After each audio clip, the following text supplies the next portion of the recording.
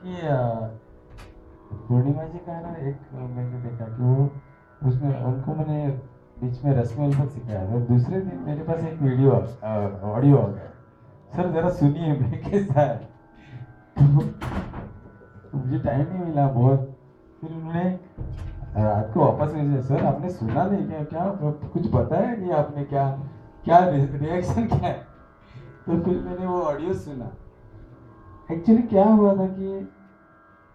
रस्म उल्फत ये गाना 2 बार सीखने के बाद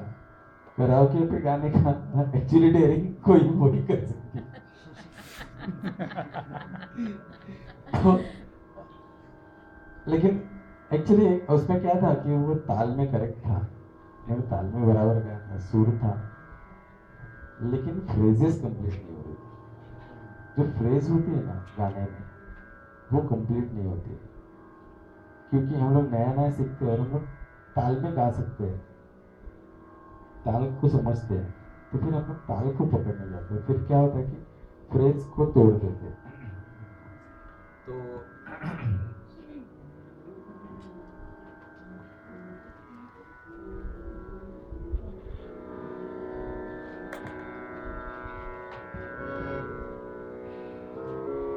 अभी ये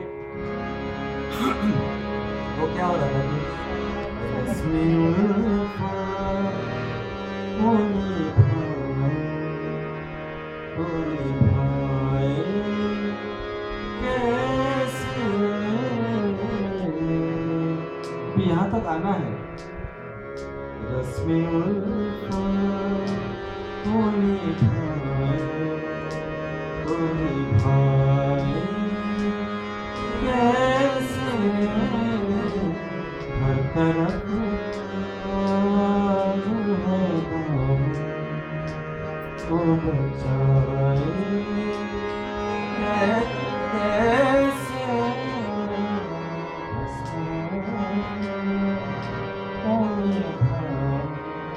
अभी जब नया नया सीखते हैं तो क्या होता है कि ये हम लोग ताल में गा सकते हैं, लेकिन वो फ्रेज कंप्लीट नहीं कर सकते, तो हम लोग उसको छोड़ के बीच में ही रस में और ये शुरू कर देते हैं कि वो फ्रेज पूरी नहीं होती, क्योंकि नया नया होता है। अभी जैसे इन्होंने कहा कि महलों का राजा मुझको, मुझे इनके गाने में एक ही चीज लगी कि वो जो सुर पक्का होना चाहिए, मतलब सुर लग रहा है, सुर नहीं लग रहा है ऐसा नहीं, सुर लग तो रहा है, लेकिन उसको जो एक पक्का होना चाहिए ना, हम लोग मराठी में उसको खणखणी दैट जो बोलते हैं ना कि अब हम लोग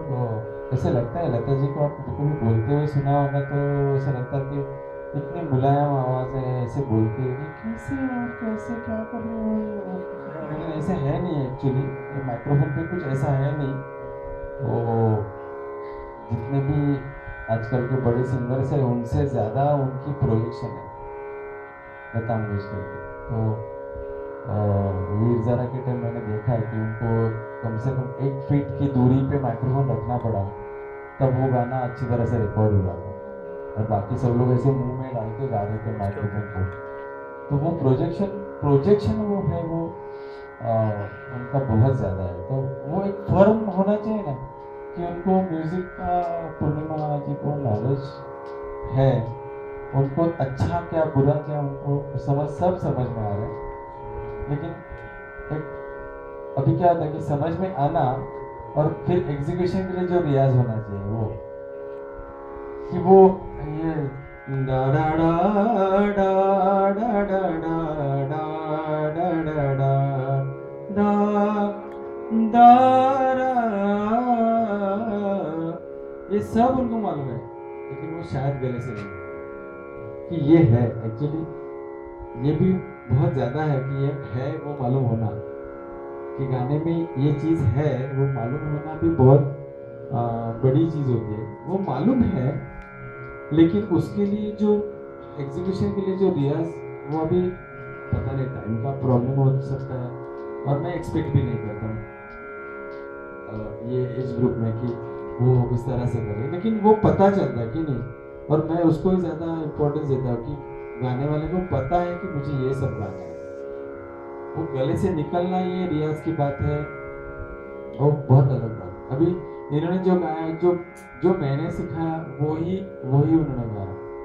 या ओरिजिनल जो उन्होंने सुना वो हर चीज़। अभी इसमें होना क्या चाहिए था कि एक्सप्रेशन,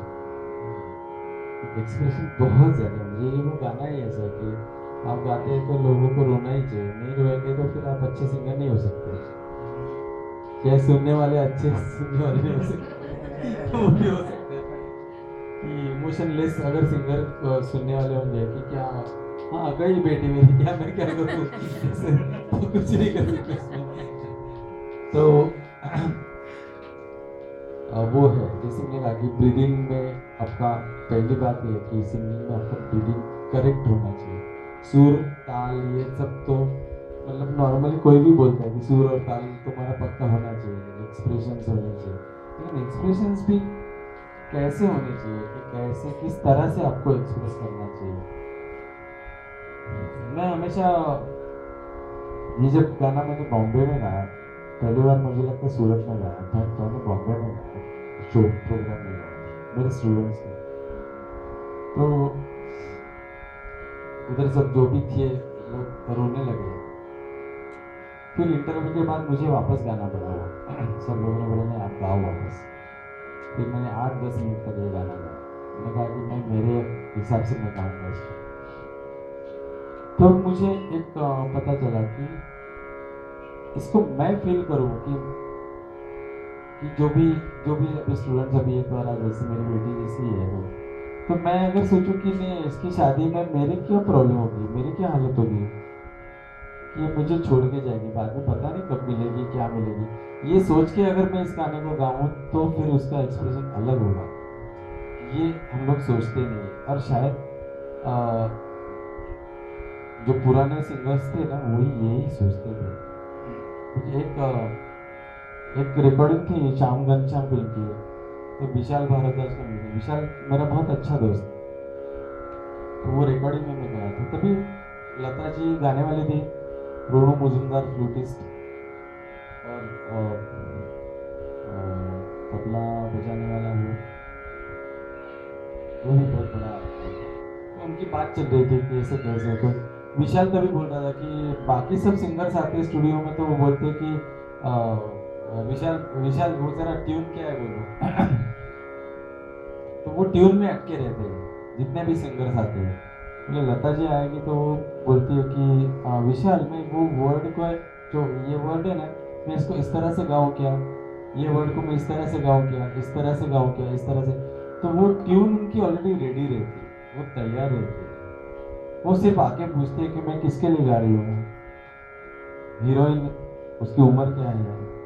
माँ है तो उसकी उम्र क्या है, सिचुएशन क्या है, वो गाना उनका रेडी रहता है। लिटरली 15 मिनट के बाद लता जी आई और उन्होंने पहला सवाल पूछा कि कौन डायरेक्टर है, प्रोड्यूसर कौन है, फिर उनके साथ बैठ के पहला सवाल उनका था कि मैं किसके लिए गा रही हूँ, उन्होंने बोला राखी, अच्छा उनकी उम्र क्या है, क्या सिचुएशन है, उन्होंने गाना क्या है पूछा ही नहीं। तो एक्सप्रेशंस जो है उसके बाद वो माइक्रोफोन पे गई, तभी वो पूछ रहे थे विशाल को कि विशाल मैं ये ऐसे करूँ ऐसे करूँ, तो ट्यून तो ऑलरेडी रेडी थी। तो मुझे लगता है गाते वक्त हम लोग अगर ये सोचे कि इसको इस तरह से अगर गाए, एक्सप्रेशंस से गाए, तो शायद मैं अगर वो गाने में इन्वॉल्व हो जाऊं तो लोग इन्वॉल्व हो जाए। नॉर्मली प्रॉब्लम क्या होता है कि इनका प्रॉब्लम क्या हुआ होगा या होगा नॉर्मली, तो मैं गाना ताल में गाऊं, सुर में गाऊं, मेरे वर्ड्स करेक्ट आए, उससे आगे हम लोग बाद में बढ़ते हैं। तो मुझे लगता है कि वो भूल जाना है कि ताल सुर हुआ तो वो आ ही जाएगा, मुझे गाने को एक्सप्रेस करना है कि उसमें जो वर्ड्स है उसको मुझे एक्सप्रेस करना है, तो वो मुझे लगता है ज़्यादा इम्पोर्टेंट है। सुर ताल में इनका तो मुझे हमेशा लगता है कि ये आराम से गा सकती है, सुर का ताल में कुछ प्रॉब्लम है ही नहीं, फर्म सुर, सुर जो फर्म होना चाहिए वो ही नहीं, वो नहीं है, तो उसके लिए क्या ज़्यादा एक्चुअली ये नहीं है, थोड़ी सी मेहनत करेंगे तो मुझे लगता है कि वो हो जाएगा, हो सकता है, बेसिक समझ है ना उनके पास बहुत ज़्यादा है, मतलब जो मेरा उनके साथ व्हाट्सएप पे उनके वो गाने भेजती है या चैटिंग होता है कि ये होता है, तो उनको गाने की समझ बहुत है कि ऐसे बहुत कम लोगों को है। तो मुझे लगता है कि जो समझ है ना उसका वो अगर फायदा कर ले सिंगिंग के लिए तो बहुत अच्छा रहेगा।